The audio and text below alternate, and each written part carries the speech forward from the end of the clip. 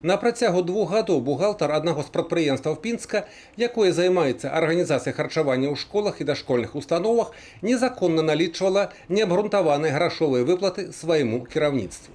По собранным материалам 19 июня 2016 года Пинским межрайонным отделом Следственного комитета возбуждено уголовное дело в отношении главного бухгалтера открытого акционерного общества, которое, явно выходя за пределы предоставленных ей по службе прав и полномочий, в нарушении требований положения об условиях оплаты труда руководителей государственных организаций, в период с января 2015 года по декабрь 2016 года незаконно начисляла директору открытого акционерного общества премии, единовременные пособия и выплаты, чем причинила ущерб обществу в сумме более 13 тысяч белорусских рублей. Грашовыя выплаты бухгалтар налічвала по просьбе свайго кіраўніка. Ці будзе апошнім прыцягнуты да адказнасці, покажуць вынікі расследования. В настоящее время проводится предварительное расследование. Главный бухгалтер задержан в порядке статьи 108 Уголовно-процессуального кодекса Республики Беларусь и водворена в изолятор временного содержания.